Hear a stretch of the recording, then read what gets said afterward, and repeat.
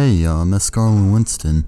I'm from the social workforce. I was told you were having some trouble finding a job and mental health resources. Where were you when No More Heroes 2 Desperate Struggle was reviewed?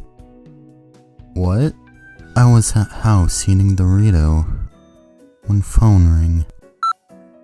We've been trying to reach you concerning your car's extended warranty. Fuck off. It's 2008 and video game director Goichi Suda, aka Suda51, shocks the user base of the Nintendo Wii with No More Heroes, an action game about Kaki Otaku Trev's Touchdown taking on a league of powerful assassins. The game was a standout title for the system it was made for due to how violent and crude it was, but it was all backed up with tight gameplay, bold characters, and a surprisingly good showcase of the Wii Remote's functionality. A while ago I reviewed the game and absolutely loved it for these reasons, and with the fans from overseas getting such a kick from it, a sequel would be great to follow up with. Around 2 years later, No More Heroes 2 Desperate Struggle would release first in America on January 26, 2010. Now for other games, this wouldn't be crazy for the initial release to be international, but this fit for No More Heroes 2 as the West was where the first game was welcomed. Critics saw this game as a beacon of hope that the Wii could be home to hardcore titles despite its comparatively low hardware strength against the PS3 and Xbox 360. The game wouldn't be the only one in the series to not have Suda51 as the lead director, however, with him taking executive and the lead being taken by Nobutaka Ichiki. It's unlikely this would cause too much of a problem for the game, but the only way to find out is by playing it.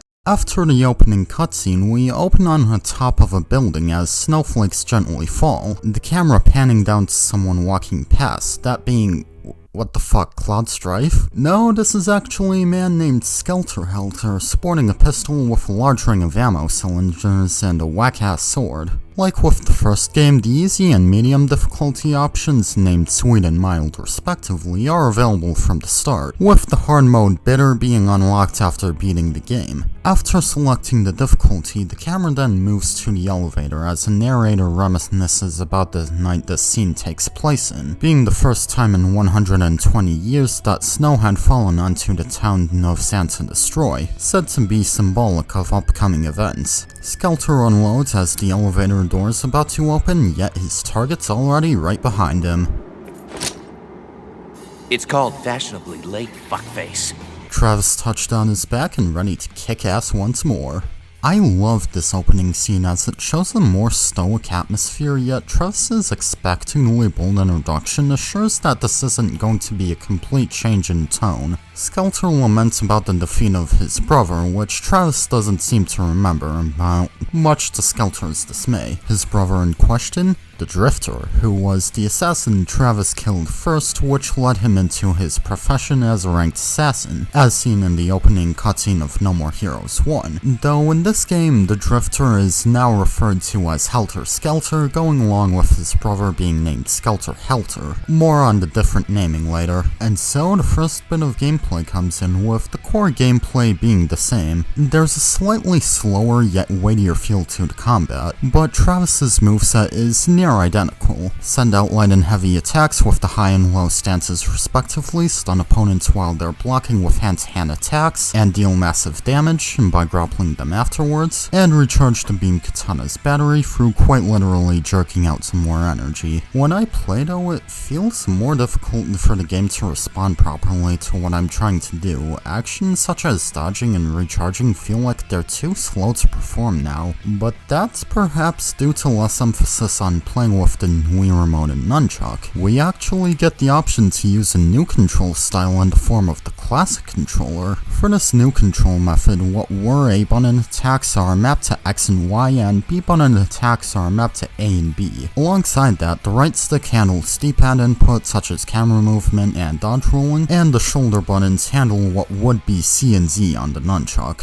While the satisfying weight behind landing death blows is gone without the capability for motion control, the much higher level of comfort in using a more traditional control style makes up for it, and it's my preferred way to play the game. Back on the topic of fighting Skelter, he does a fair job at having the player get comfortable with the gameplay, having a simple ranged attack and a string of melee attacks. He doesn't really have any unique gimmicks though, unlike with Death Metal's clone mechanic in the first game. Halfway through the fight, we cut to a scene showing the inside of a dim-lighted building as the first-person view of someone listens to more of the monologuing from the narrator from earlier. Though her voice seems similar to Sylvia's, there's no telling if it's actually hers. The latter half of the fight comes in after the cutscene, and Travis is able to defeat Skelter in that. You even get a more climactic effect when doing a death blow to finish off a boss, which I think is a really nice touch. One last prompted swing of the Wiimote or control stick, and Travis's foe is executed.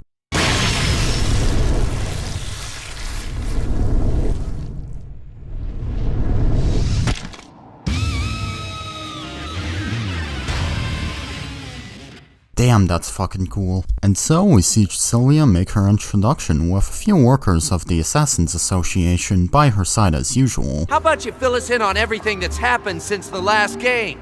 We're not gonna be satisfied until you do, right? Oh, give me a break. There are people starting from the sequel who don't care about continuity, you know.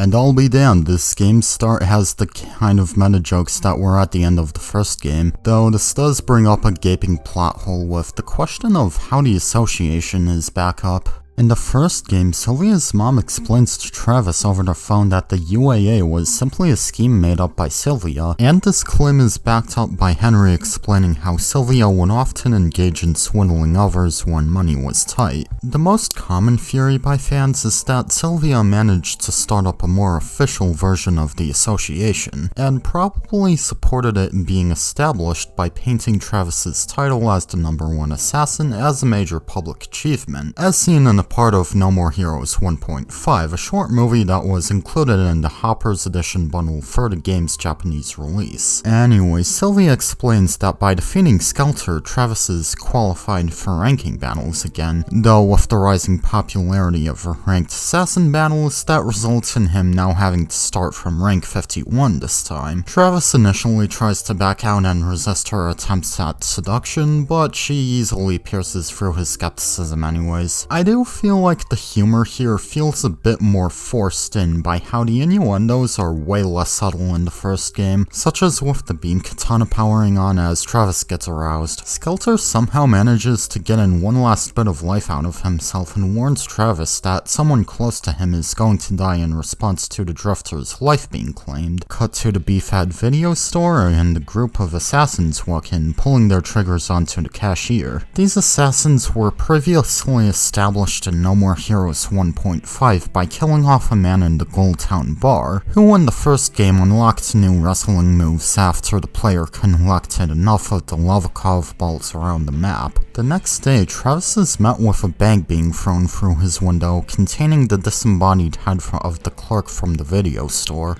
Bishop!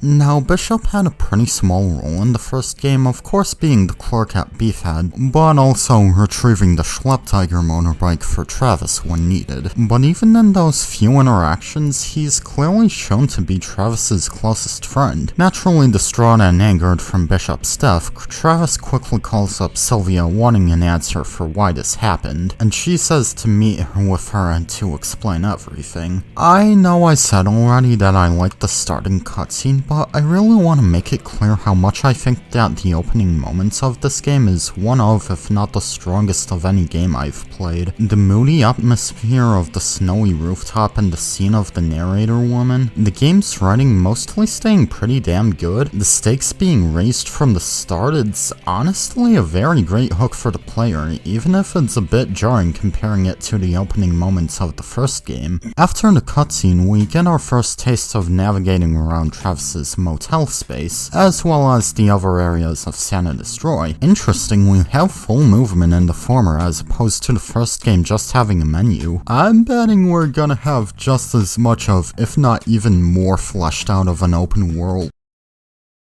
I should have known Suda 51 would pull a switcheroo to 51, you know? Yeah, this is certainly more underwhelming than with how the first game had an entire open world area for the town outside. Though you at least get much faster navigation, as while the open world was damn cool to have, especially in a Wii game, it probably contributed to most of the game's unneeded filler. Most of the game's shops make their grand return, complete with their own unique themes this time. Area 51, now moved and rebranded to Airport 51, serves as the store for purchasing clothing customization. Naomi's Lab is the shop used for purchasing Shit, right, sorry. You can purchase 2 of the game's additional weapons, though there aren't any extra upgrades you can purchase for each of them. Also, this game doesn't have multiple endings, so there's no pressure to get every beam katana this time. The last notable shop is the gym, used for upgrading stats. Even after the big fucking laser incident, Ryu was at least able to manage his dojo in spirit, though it was to be expected that Travis would need a new trainer for this game. So the new gym is ran by this guy, Ryan. You know, if I had a nickel for every cult classic on a 7th gen Nintendo system with a side character based around gay stereotyping, I'd have too. Anyways, heading over to the next main objective, Sylvia explains that it wasn't the association themselves that hired the group of killers, but rather a man named Jasper Batt Jr., who's the current owner of the Pizza Bat Corporation. This company actually had a presence in the first game under the name of Pizza Butt, with 3 of the assassin gigs centering around Travis killing its CEO. I assume the reason for the company as well as the Drifter having different naming is because the developers wanted to use a more direct translation of their original names for the English release. So in other words, everything I knew about kicking Italian food ass was a lie. The assassin at rank 50 waits at the top of Destroy Resort, so Travis heads in to take him on. I must say, the backing track during this level gives a really strong start to the standard gameplay loop. It's a vocal theme that's both jazzy and energetic, and though it was originally made as a bonus song in the soundtrack album for the first game, it still manages to feel right at home being played here. We get to see the return of the Dark Side mode mechanic, which works about the same way, where if 3 slot icons randomly match up after landing a kill, you get to play around with a powerful ability for some time. Some of the moves do have some notable differences. The high-speed movement ability has been removed, with its name of Strawberry on the shortcake now referring to the enemy time-slowing ability. The ability of Cranberry Chocolate Sundae has the same concept of striking fear into enemies, as you are able to one-shot them, though instead of having a menacing slow walk and button prompts to kill enemies, Travis instead full-on turns into a tiger, having a much faster movement speed while rampaging through. Lastly, the screen nuke ability that is Anarchy in the Galaxy is instantly executed rather than being able to be used whenever, with up to 3 charges being saved at once. That last change was probably made to make room for the minus button's new use, relating to a new mechanic known as ecstasy. God, that was the most virgin thing I've ever said. Basically, this tiger icon in the bottom right indicates your ecstasy gauge, which simply increases when hitting enemies and decreases when getting hit yourself. When it's full, you can hit -2 to enter ecstasy mode, basically acting as its own dedicated dark side mode, where not only are you invincible, but you can also send out slashes as fast as you can mash the sword attack button. I'd say this is a pretty neat addition, though a major problem with it is how if you get any dark side mode from getting lucky when killing an enemy, you lose all the ecstasy you've been building up, which I'd at least like for the current ecstasy to be halved or something instead, so the player doesn't lose all of it but still can't immediately go into ecstasy mode from dark side back to back. In terms of the standard enemy types, there are larger dudes with much more health, so you want to be more careful dealing with them as they're used just as commonly as other enemy types. And I will say that giving enemies that wield guns unique icons on a minimap makes for a huge difference, as they were pretty annoying due to interrupting what you're doing, so being given an indicator of which enemies to prioritize killing first is very helpful. The save points at the end of a level before its respective assassin fight are still comedically contextualized as restrooms, though if you reset the game, you get an honestly kinda bland looking menu instead of the first game's creative decision to use the save point areas as makeshift title screens. Well, at least we don't get the long ass phone call cutscenes this time around. As we step into the boss room, we get another scene of the narrator woman introducing us to the assassin Nathan Copeland. The game uses scenes of the narrator woman to give some extra depth to the boss characters, but it feels randomly thrown in.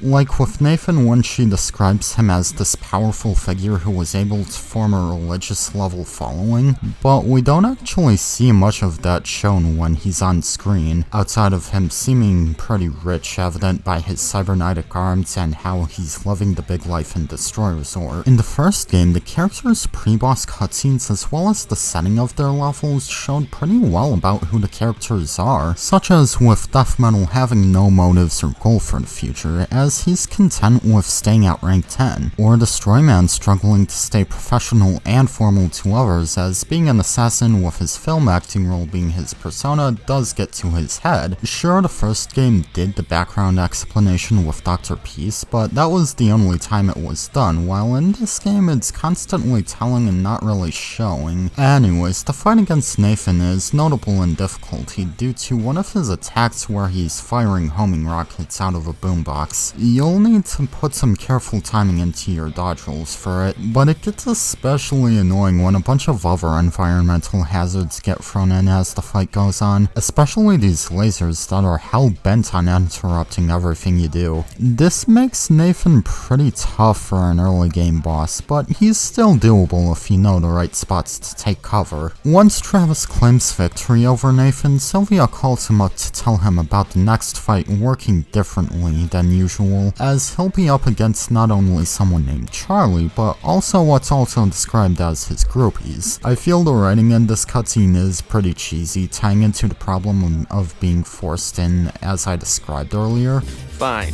Whoever they are, I'll make sure they get a nice close-up of my beam katana. Though it is made up for with this bit. Everybody deals with grief differently, right? Some people fuck at funerals. I cut off heads.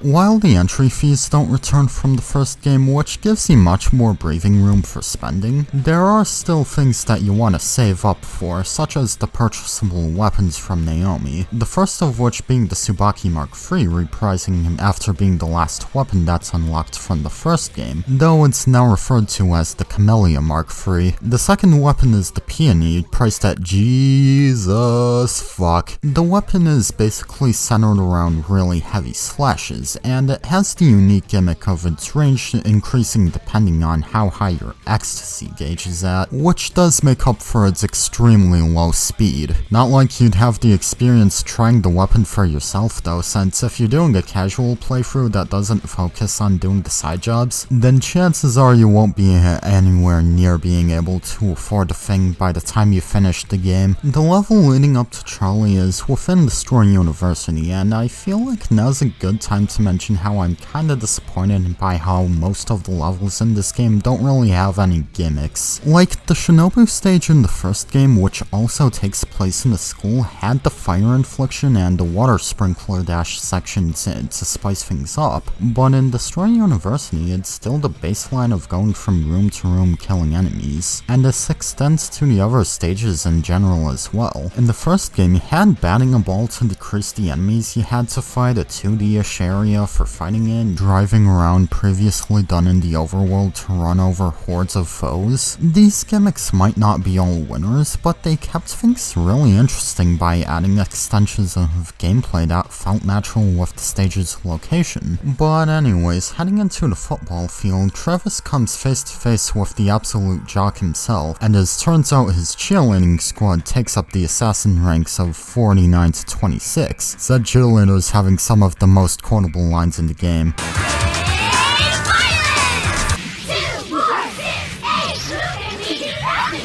Now, I did kind of expect a creative way in incorporating a bunch of ranked assassins into one fight, maybe something like having the main boss, but also some slightly tougher enemies randomly targeting any person in the fight, but instead we have Charlie and Co. forming a massive robot known as the Santa Death Parade, in which Travis responds with surprisingly bringing in a mecha of his own, the Glastonbury Mark II, which was commissioned right from Naomi. I find it kind of interesting how the part of the cutscene that introduces the mechas try to go for an anime-ish style by lowering the frame rate and having extra effect. To me, it kind of looks more like a 2000s Cartoon Network bumper trying to parody an anime style, but that's probably just me here. The fight uses a fully unique gameplay style, being a very simplified 2D fighter. This is cool, but I would have taken having unique stage gimmicks if I had to pick between that or having a different gameplay style as a boss. Anyways, if you're fast enough with attacking and consistent with blocking, Death Parade goes down pretty easily without them being able to use any special attacks in retaliation. With the Death Parade squad defeated, Travis does question if it was really necessary of him to have the cheerleaders be killed off anyways.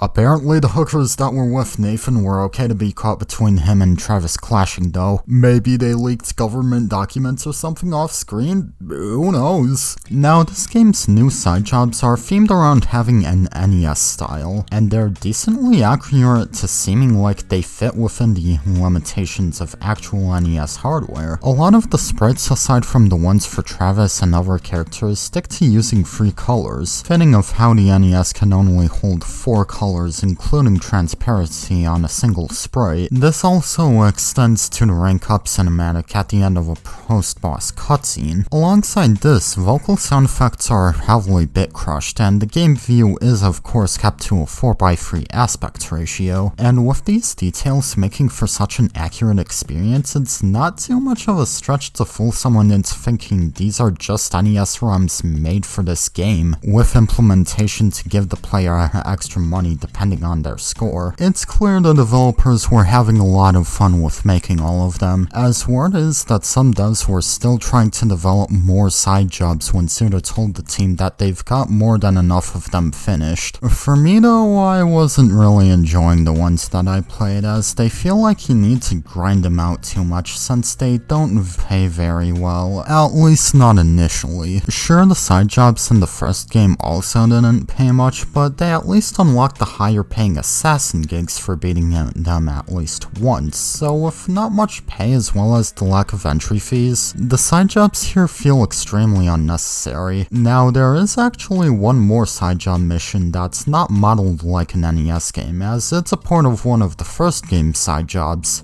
It's the worst one from the first game. A notable thing you can do in the apartment is being able to play with Jean, the cat specifically, not the sister, not the child, the cat specifically, and reducing her rate enough gives you an extra move you can do, which I heard is actually pretty good, but I'm too busy with getting through the game to get it. I'm sorry. The gym also does its minigames in the NES style, which I feel is crossing the line. In the first game, the gym minigames didn't waste your time. You simply selected what you want, you repeat simple motion controls, and there you go, you got an upgrade. And even if you didn't want to do them, you at least got additional health upgrades after beating each boss. But in this game, you don't really get anything for beating a boss at all, and the difficulty in the training sessions is weirdly high for only getting a slight upgrade each time. In the max health upgrade training, you have to alternate between mashing L and R while also facing the right direction. So the thing I'm having to do is flip the controller around and have my thumbs on the shoulders and my pointer on the stick. And even then, that only gets me so far with the increasing difficulty for each upgrade. And for the power increasing game, you have to do high punches, low kicks, ducks, all this, and trying to not get hit 3 times. And with the high chance of failing, you end up burning through your money fast. And if you're thinking that I'm just bad at video games for complaining about the difficulty, then why don't you clear these minigames and not make a single mistake while I hold you at gunpoint. Let's see you hold such a smug face then.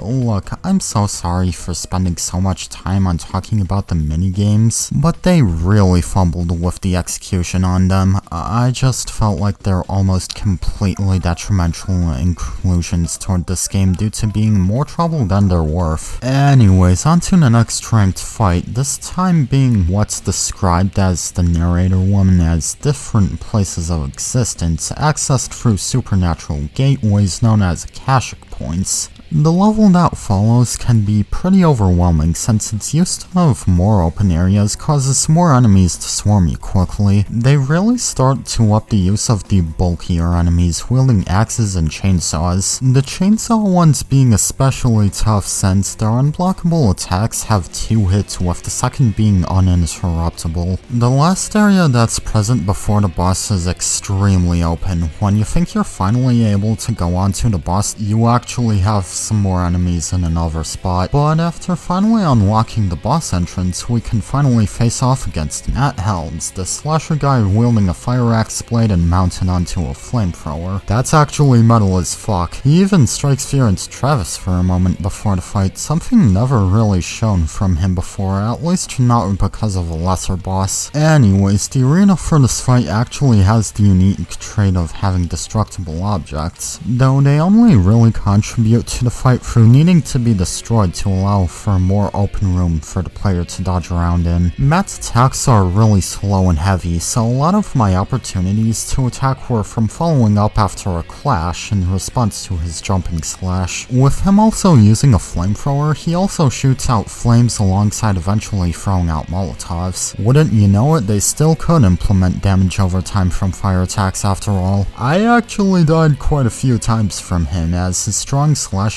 tricky fire moves, and large amount of health made him quite the struggle to beat. You could say, in fact, a desperate struggle.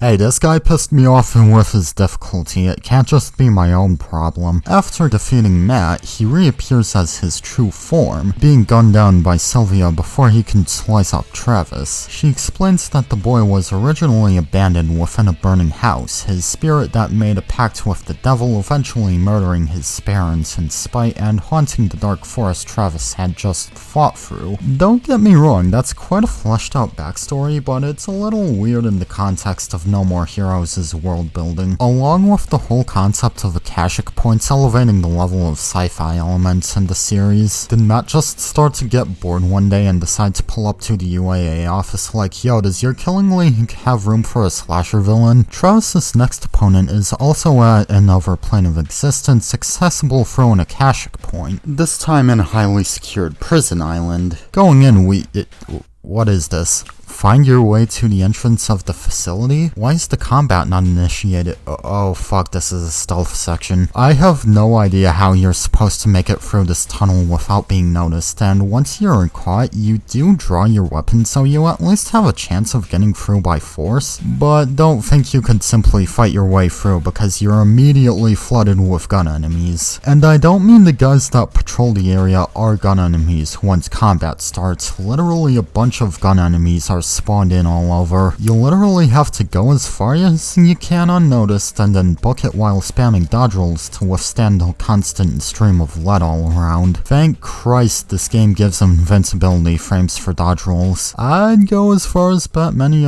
people would have dropped their playthroughs if not for the iframes. After that is a standard combat section, complete with a time limit in the first room of it that is thankfully pretty lenient, and finally the boss room is met where Travis finds the opponent in a highly secured container, so he goes over to let her out.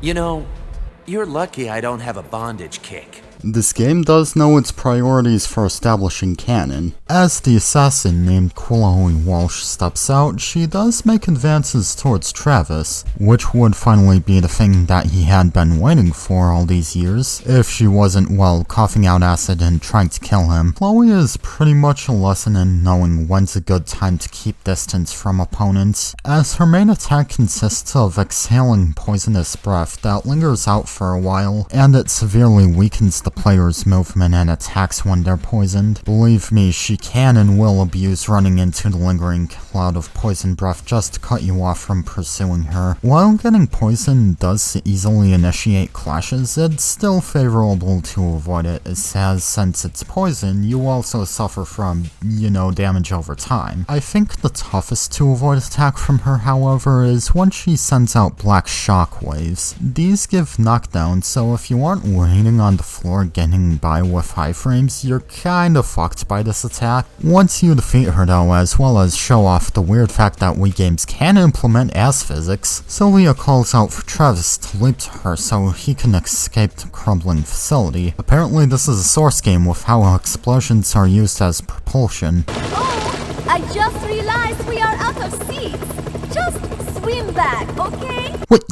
you bitch, the Akashic Point's probably down because of the facility being destroyed. How the fuck is he going to return? Of course we don't get any explanation for that, bitch-ass Sylvia, but the next ranking fight is actually described to be a battle royale. Well, hell yeah, it seems like there is gonna be something like the idea I had. Or not. Though I do find it pretty interesting how the fighters hear the solvent black noise regardless of if you're playing on a censored gore version. Anyways, right, the more eye-catching thing about this is the next opponent, Dr. Let's Shake. That's right, it's an assassin returning from the first game, implied to be Let's Shake fusing into the contraption he used that he referred to as Doctor, hence the name. This time around he even managed to settle the score with Henry, continuing with the Star Wars references by giving him the Han Solo carbonite treatment. So Henry makes a cameo? Yes, he did. The gimmick of the Dr. Let's Shake fight is how he slides across the arena and charges a tremor that deals a shit ton of damage if you're caught in it. So if you haven't closed in on him, you'll need to make your way to an unmoving spot before the charge completes. And it's pretty well telegraphed thanks to how a higher pitch on the countdown indicates a faster charge. The save tiles are mostly pretty small and it can be easy to end up standing too close to the edge at times, but it's nowhere near as frustrating as stuff in the other fights so far. Combine that with a pretty simple laser attack and you've got a pretty simple but damn refreshing fight. And what's more is that once Travis defeats Shake, another familiar face rides in, that person being none other than Shinobu. She had visited Asia to train and become a champion fighter, as she now highly looks up to Travis. It turns out Sylvia asked for her to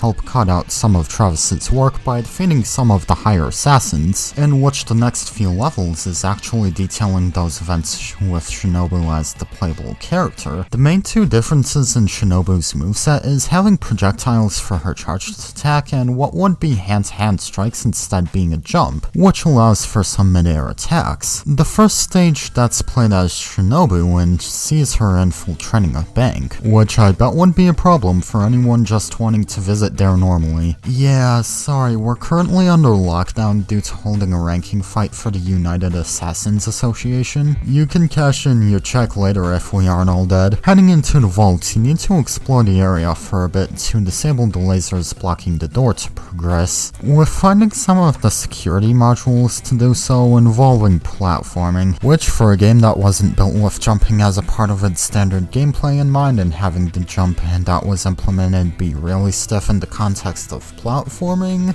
yeah, it's about as much of a hassle as you'd think it is. We get a unique scene for the save points as Shinobu and even a unique sprite on the main menu, which I will say is pretty polished. I swear I'm not trying to be weird by bringing this up, I just think it's neat. The boss for this stage is Million Gunman, who honestly seems pretty shallow as a character, which, yeah, most of the assassins in the series are one-off characters due to being killed off, but there isn't even any standout interaction between him and Shinobu before the fight. He just goes, "A child is coming to fight me in LeMayo." With him being a gentleman in a white suit wielding a gold pistol, it really seemed like the writers were wanting to have Dr. Peace from the first game return, but couldn't really think of a way to do so and just settled for making a cheap imitation. So you remember how the level had platforming for finding the security modules? Yeah, the gimmick with Million's fight is that he often decides to take elevators to an upper platform platform, and since you apparently can't take the goddamn elevators yourself for some reason, you have to jump up to get him, and while you're trying to get him, the ricocheting bullets he can fire out deal an absolute shit ton of damage. And once you do close in on him, you have to wait for him to start an animation for one of his attacks so you can actually attack without him just abusing iframes. And once you do attack him, he just pulls the good old Holly Summers maneuver. My advice is to try not to bother going up to the upper platform to pursue him, it just wastes an extreme amount of time.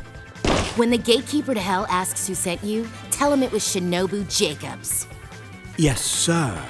Do white-haired characters just have the ability to retain consciousness for a bit with only their head in the No More Heroes universe? Before heading to the location of the next fight, Shinobu visits Bishop's grave, and is met by a man who also came to grieve. Introducing himself as a pen pal of Bishop, he requests for Shinobu to deliver something in a long case to Travis. Fun fact, this character is based off film director Takashi Miike, who provides his voice here. Suda51 was a big fan of his work in real life, so I honestly have mad respect for the guy for letting himself appear as a self-insert in one of his fans' original projects. Heading through the next stage, complete with the hard-to-approach enemies because of this fucking stiff-as-fuck platforming, Shinobu heads into one of the abandoned warehouse buildings to find, oh my god, the return of the Wisdom Cube! There's 2 of them now because Travis made a loop cut! Jokes aside, Destroyman returns with the 2 halves of him being separate beings thanks to cybernetic halves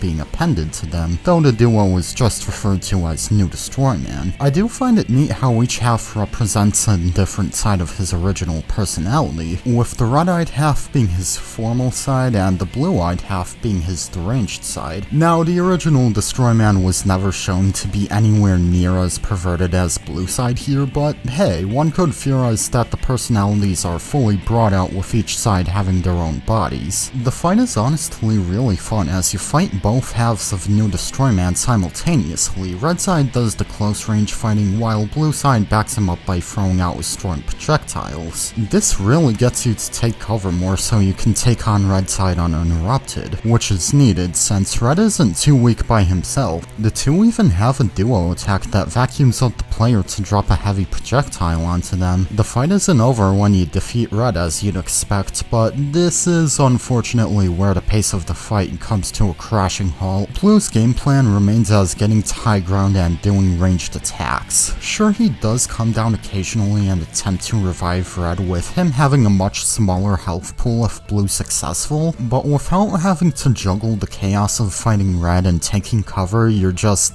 putting all of your focus into guarding, charging an attack as he comes down to res red, and repeating until he's finally down. If you're worried about being awkward at a social event, rest assured that you'll never kill the excitement as hard as having to fight blue side New Destroyman after red side's down. Now, some might say just kill blue first, but I mean, it's way more effort than it's worth getting to the upper platform of Millions Arena. What makes you think I'd want to try doing that but with red side on my ass? Well, at least the theme in this fight is really great. Anyways, after finally chipping off the last of Blue's health and actually finishing the fight, the Shinobu arc of the story concludes with her finishing up her retelling of the events to Travis, and she even starts to make her way onto him, though it's interrupted by Henry panicking while unconscious as he's recovering on Travis's bed. Where the hell were his legs when he was trapped in the stone though? Anyways, Travis is put off by Shinobu's advances. I can't.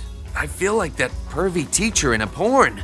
Which I honestly don't really blame him for. I do feel the age gaps between the 2 are too wide. With Celia calling to notify him on the next match, Shinobu isn't able to talk out how she feels and she takes her leave, ending the cutscene on a somewhat depressing note. Before Travis heads out, he finds the case Shinobu delivered, with the item inside being the dual beam katanas the Rose Nasty. The dual katanas focus on high speed and they're honestly a really great additional weapon to be unlocked through main story progression, as it does feel pretty badass using a weapon that pretty much represents Travis's revengeance with who he got it from. The next opponent is a man from the east named Ryuji, who instead of having a traditional stage features a jousting match on bikes. It took a while, but I'm glad to see new gameplay styles changing the regular gameplay again, even if the section could in a way be compared to running over the enemies in Destroy Stadium before the bad girl fight in the first game. The section actually feels a bit weird to control as the arena is quite small and you need to knock Ryuji off, but I made it through by just waiting for him to end up charging off the cliff. The real fight begins afterwards, and the strategy I figured out with him is distancing to minimize the chance of him doing stabbing barrage and then countering when he lunges with his beam-bladed polearm. I honestly find that weapon pretty sick. Shit gets real when he does an attack where he summons a dragon-shaped beam at you. It does heavy damage and it can be pretty hard to avoid, at least during the case when you're also needing to dodge from Ryuji at the same time. It's a pretty tough fight, and the scene of the arena adds to its climactic feeling. It's pretty weird how this is the only fight to reuse a boss theme though, specifically from the Matt Helms fight. The two characters don't even have any personal relation. After Ryuji collapses upon his defeat, Travis simply celebrates instead of finishing him off, but he's shocked to find Sylvia gunning the guy down. She gives him shit about needing to finish the job since he's an assassin, much to his dismay. Before Travis continues on to his next fight, we cut to the dreamscape inside Henry, in which he finds himself on an open field. He's met by a girl with mecha arms mounted to her known as Mimi. She explains that Henry subconsciously reached out to her to be in this dreamscape, flashing the both of them through scenes of what is assumedly Henry's memories. I'd honestly say this could open up a lot about Henry's backstory, as it shows the front of what could be assumed to be the house he lived in as a kid, and Mimi's design as well as one shot showing Travis and the Glastonbury implies that he gained a wider fascination with anime, seeing Travis's obsession with it. Henry's consciousness isn't buying her explanation though, and expresses wanting to return to the real world, starting the fight. Henry's decked out with fast flashes and a dash replacing the strike moves, though let me tell you now, the real shit Henry brings out is his charged attack, in which he throws out more energy spheres the longer you charge. And they don't just do a bit of damage, each of them pretty much take an entire chunk off of Mimi's health. And like with the other charged attacks, you have invincibility while releasing it, and with the iframes usually being long enough to bypass any of Mimi's ranged attacks, that pretty much means she can be cheesed, maybe even doing a no damage run pretty damn easily. Mimi's a pretty fine boss, but she's an absolute joke if you decide to zone the hell out of her. I realize now though, Henry's gonna fucking murder a child.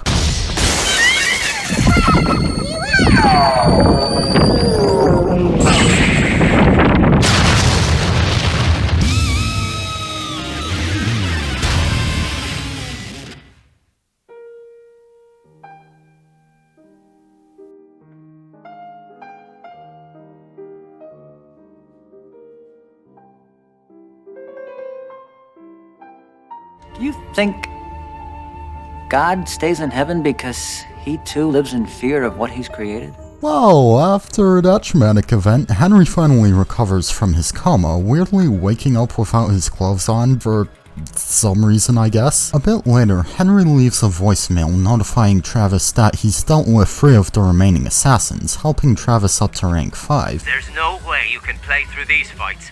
The game's stuff full as it is. Look, I'm just saying, I would have taken an extra boss fight against one of the assassins as Henry over the Million Gunman level. That would have at least somewhat evened out the content for the Shinobu and Henry parts of the game. Also, how the fuck does the ranking between 7 and 5 work? If we went with the crackpot theory that Mimi was somehow rank 6, we'd be leaving out the assassins that Henry killed, unless we said that one of them was rank 6 and the others were lower ranked assassins who planned on challenging Travis. Plot holes aside, Travis heads into the UAA office, with Sylvia telling him that though she and Henry have divorced since the ending of the first game, she didn't want either brother to die during their fight, in which Travis gets frustrated from her thoughts on whether it's required to kill fellow assassins, fluctuating so much. The level before rank 4 starts in the parking lot of a large store. I spent a whole 21 minutes dealing with the one section, and it felt like it was just going on forever. After heading through the inside of the store with a kick-ass metal cover of the No More Heroes theme playing, Travis finds rank 4 at the top, Margaret Moonlight. I think Margaret has the best fight in the game, honestly. The layout and theme of the area, including good use of destructible cover, the variation in her attacks with dual sickle slashes, upward kicks, gun blasts, even moving to the top of a billboard at the center trying to snipe you down, the difficulty being just right, the theme, god damn the theme. Philistine is such a great track and makes me wish that the other bosses also incorporated vocals into their themes as well. I'd honestly say the pure spectacle of this fight is on par with something from Devil May Cry or hell even Metal Gear Rising. This is definitely the highlight of the game. On to rank 3, we do a short driving section before heading on to the boss, the foe being a man in a spacesuit named Captain Vladimir. He's got some supernatural abilities like shooting out a beam from his helmet, telekinetically throwing rocks, having a barrier guarding the front of him so you'll also need to make your way around him to deal damage, and calling down an orbital laser to keep distance and get the player to worry even more about positioning. Rank 3, big fucking laser. Welcome back, Speedbuster. As Travis defeats Vladimir, he reveals that he had been up in space for a long time and can finally take a look at the Earth, even if he's doing so drawing his final breath. Travis asks the agents to let his body remain undisposed, in which they surprisingly comply. Rank 2's location is accessed through an Akashic point one last time, and the level begins with a dramatic walk through the streets before combat. Why the fuck is there some random mural of Travis? Yeah, that's me. The No More Hero. He said it! He said it! The assassin this time is Alice Twilight, a woman who ponders the philosophy of why assassins enter the association if it just leads to dying regardless. Her fighting style revolves around using several mechanical arms with beam katanas, which yes, that's probably meant to reference General Grievous, but I think of her as Mistral if she locked the fuck in and had a boss fight around 3 years before Metal Gear Rising released. Much like Margaret, who's apparently her sister, she makes for a pretty climactic penultimate fight, albeit to a lighter extent. After killing her, Travis absolutely tears Sylvia a new one over the association, which I do feel is a less subtle revisiting of how No More Heroes tackles the theme of escapism. I know I said in my review of the first game that Travis was a pretty static character, but looking back I'd rephrase my words to mean that Travis's external attitude does remain close to who he was at the start of the first game, but he does undergo a lot of character development in both games about how serious being an assassin can be, as well as the repercussions of committing to being one without enough thought behind doing so heading in. Before heading to the last fight, Sylvia gives Travis a visit. Though Travis still expresses his distaste for how she acts, there is something about each other that they can't resist regardless, and they get it on. Poor Henry has become an Irish cuckold. And so the final level awaits, Travis heading into the shopping center leading into the Pizza Batt Tower. Fuck yeah, mall level. Heading into the offices, the No More Heroes theme even reprises as the backing track. Travis finally steps into the office of Jasper Batt Jr. and goddamn, get a wig or something, man. Funnily enough, he's voiced by Yuri Lowenthal, who also voiced Charlie. He must have quite a range to be voicing both these guys and the most homophobic homosexual you know. You'll be beating the man off! Batt Jr. explains that the murder of Bishop was in itself an act of revenge for Travis killing the former CEOs of Pizza Batt, but I mean, Pizza Batt was looking to make a monopoly and shit, right? Beefhead's a small store, support local businesses, y'all. Regardless, things heat up as Batt tries to scare Travis by presenting the heads of Shinobu, Henry, and Sylvia, starting the fight. Batt Jr.'s tactic is charging to a corner of the arena and shooting a laser, so the core strategy consists of slashing him as he's moving over to clash and stun him. Pretty simple, but this is the big bad, so this being just the first phase is expected. Partway through the fight, Henry jumps in to help Travis out, proving the heads as just fakes. The second half of the fight adds throwing an explosive as one of his attacks, but nothing too massive is different. Upon defeating him, he powers himself up into a more buff form, and so begins his second phase. He only has one projectile attack that's not too bad to dodge, dodge, but when you close in is when he doesn't fuck around. He's got a charging punch, an AoE slam, a heavy damaging grapple, and what's worse is that if you're too close to the window when you're hit, you're insta-killed from flying out. This already makes him the most difficult boss, which is fitting for the final boss, but when a quarter of his health is down, that's when all hell breaks loose. So he'll start using an additional attack where he teleports and punches you 3 times in succession, which comes out extremely quickly, and all 3 punches inflict knockdown. This is extremely difficult to react to. Thanks to this and whatever attack later into the fight, he's become genuinely the most difficult final boss I've ever had the misfortune of going through, and many others fought so too, as back in 2010's YouTube, this guy would be a common contender in top 10 worst bosses in gaming videos. I just could not beat him and eventually started looking up guides, and it was there that I found the game had a secret parry mechanic, where you could shrug off enemy hits if you started to target them with the right timing, which this was surprisingly also in the first game. I still couldn't beat him, so then I looked around for more guides and found the game also had a secret revive mechanic where if you waggle the controllers or sticks enough as you're dying, you can escape a game over by regaining a few health points, and you can even do this up to 5 times before a mandatory game over. I still couldn't beat him. I practiced the time of parrying, the distance before he does a close range attack, and only after I counted 5 fucking hours and 37 minutes of holding my sanity together by downing a shit ton of Mountain Dew did I finally beat this soy jack baby motherfucker. God, good fucking riddance.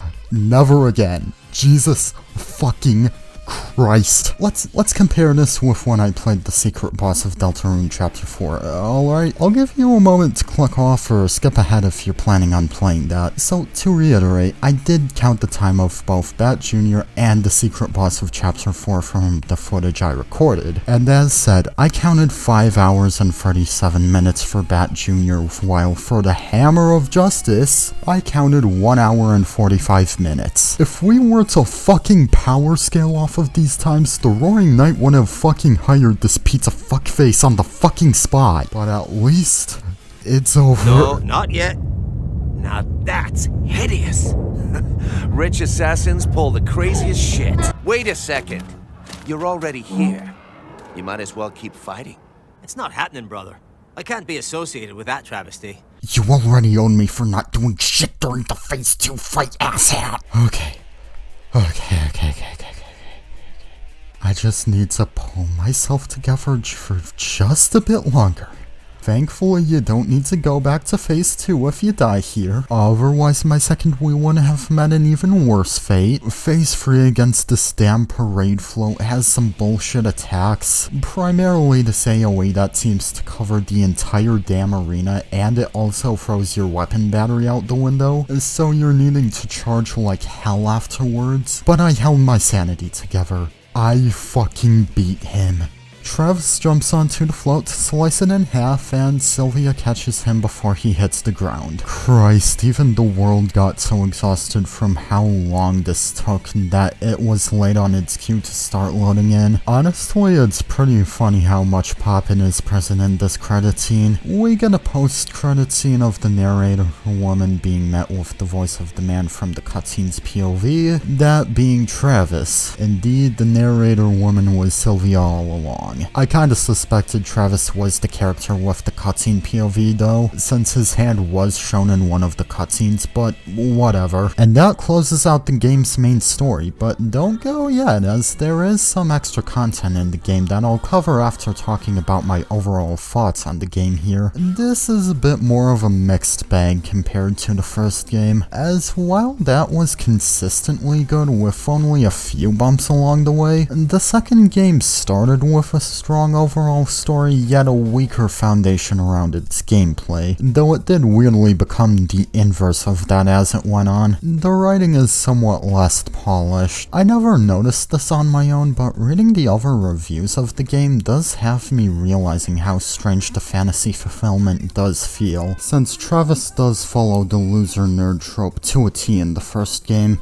Personally, I would have liked to see Shinobu reappear in the finale alongside Henry, as I do feel like her final bit of screen time was always meant to have some sort of closure to it. It was definitely conveyed that Travesty didn't mean any hard feelings by rejecting her, so it would have been nice seeing her help out Travis as well. The presentation is still top-notch. Most of the new characters felt just as alive as the original assassins, and the soundtrack is great, probably helped by how it was given more of a consistent theming, as rock instruments are emphasized to fit the story's themes of revenge. The weapons are much more varied in their purpose, as in the first game the only Tsubaki model that didn't simply feel like a basic upgrade from the previous katana was the second, since that was the strongest but burned through battery the fastest. The Peony and Rose Nasty, on the other hand, feel much more unique in their own right. The side jobs and the gym minigames,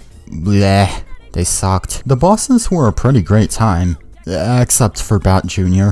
He can rot in hell. You'll need to loosen your expectations a bit to enjoy this right after the first game, but it's not because of the bad parts of the game, it's more because it tries to not feel too similar to the first one. But hey, how about that extra content I mentioned? Alongside the bitter difficulty, we have a deathmatch mode in the main menu unlocked after beating the game, which allows for replaying the boss fights, and there are optional levels that are available regardless of if you're playing on an initial playthrough file or not. In between the Charlie and Matt Helms levels, heading back into the motel results in Travis getting notified about both a rookie assassin looking to challenge him named Kimmy Howell, and the whereabouts of the men who carried out the murder of Bishop. This unlocks a new level that goes before visiting the haunted forest, as well as the revenge missions, which are short side levels with simple objectives like killing enough enemies or killing a specific enemy. I played a few of them and they're pretty decent, I guess. The stage leading up to Kimmy Howell takes place in the outside of Destroy University, with the remains of the mech fight against the Santa Death Parade, with the girl herself waiting on the fields just outside campus. She turns out to be a huge fangirl of him, referring to him as Travis the Great. If you get me preggers, promise you won't ditch me, okay? I have a feeling there's an even larger age gap here, which makes this line a bit concerning if so. Anyways, she hands him a letter expressing her excitement to duel against him to read aloud, as she wants to play a song dedicated to him. So you read and I'll play it on my flute, okay? Incorrect, that is a recorder. But then again, I made the same mistake when talking with another person one time. You see, one of the people I commonly see at Milwaukee conventions is this guy with a resting bitch face who always cosplays Team Wreck-It James and carries around a recorder. Right, I should talk about the Kimmy fight. She fights using her recorder as a dual-ended beam weapon, which sounds cool, though I'm pretty sure she only has 3 attacks, 2 close-ranged strings that come out quickly, and a ranged attack where she blows out explosive bubbles, though they don't go far. She's pretty much incapacitated after Travis deals a finishing grapple against her, but he doesn't find it in him to actually kill her. Yeah, it's pretty underwhelming for a secret boss. So yeah, that's No More Heroes 2 Desperate Struggle. Despite its flaws, I'd say it's still a pretty good game, and it received pretty great reviews overall as well from critics. A surprising amount of people even going as far as saying it clicked with them more than the first game, but sales were unfortunately pretty weak in all regions. Despite that, it still helped the No More Heroes series become even more of an absolute cult classic to fans of the Wii. The series wouldn't go on to have a Japan-only live service mobile game, which I actually did already make a video talking about, as well as a port of the first game on the PS3 and Xbox 360, Heroes Paradise, in which some of the additional content is based off the second game. With the return of the series in the form of Travis Strikes Again and No More Heroes 3 being much later, I think this is a good point to close this chapter of the No More Heroes series history on. Well, it seems talking about your interests is a pretty effective coping mechanism for you. I personally really liked listening to you. Thanks. I guess it is a less destructive alternative to dealing with my spiteful feelings. Hey, remember when you said I was cringe? I have a little challenge for you. Complete a no damage run against this guy and I'll let you out of my basement. Every time you fail, a rubber band gets shot at your balls.